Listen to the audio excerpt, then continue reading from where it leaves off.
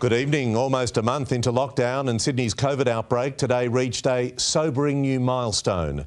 110 cases recorded, 43 of those infectious while in the community. The crisis now spilling into our regions. The central west city of Orange feeling the full force of a snap lockdown. Week 4 of lockdown and it's just not getting any better. A big chunk of the state's central west joining Sydney in the curse of COVID. As our case numbers continue to increase, the path to freedom is difficult to see. If there's anything you can put off in the next few weeks, put it off. The Premier's green shoots are being stomped on by an out-of-control Delta strain. 110 new cases, a whopping 43 in the community. The crucial number we need to get down is instead going up. I know that some people are very upset and angry and frustrated. We all are. Had we not gone into the lockdown a few weeks ago, the 110 number today would undoubtedly have been thousands and thousands. The big number of positive cases coming from a record number of tests, 84,000, largely in Fairfield. But cases are spilling into Canterbury Bankstown and beyond. Cumberland, particularly Marylands and Guildford, Belrose, Toongabbie, Seven Hills, Mount Druitt, Rudy Hill, Lakemba, Fairfield, Haymarket and Wollongong.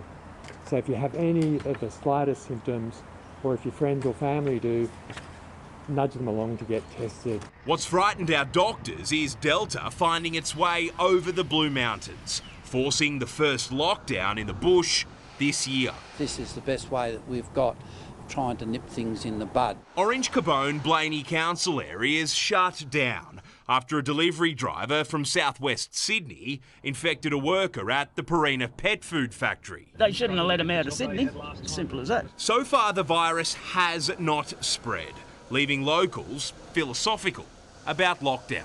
We've been pretty well supported by the locals up until now, so we'll just see how the next sort of week pans out. At least in the regional areas we've got clean air and the sun shining. But just like Sydney, testing queues took hours and hours. Pathologists promising more timely results rather than the long delays people have been experiencing. By the end of today, I've got assurances that those testing turnaround times will be back at 24 to 48 hours. Gladys Berejiklian says we will have to wait until the weekend to see if the new tough restrictions are working. But there is only one thing that will truly bring an end to this. I've gone blue in the face from ages ago about how important it was for us to get those vaccines. The Prime Minister did allocate 300,000 emergency doses to help vaccinate southwest Sydney. Half Pfizer, half AstraZeneca, to be used at the state-run clinics. I would encourage states to be using the AstraZeneca vaccines,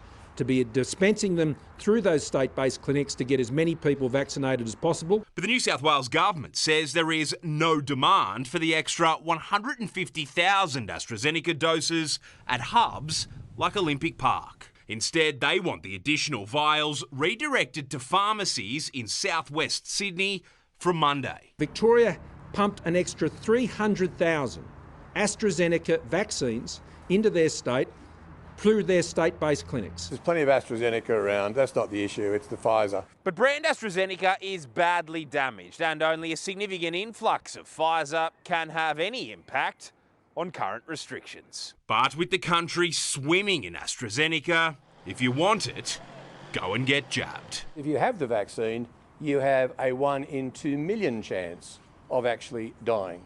So the odds are with you. Chris O'Keefe, 9 News.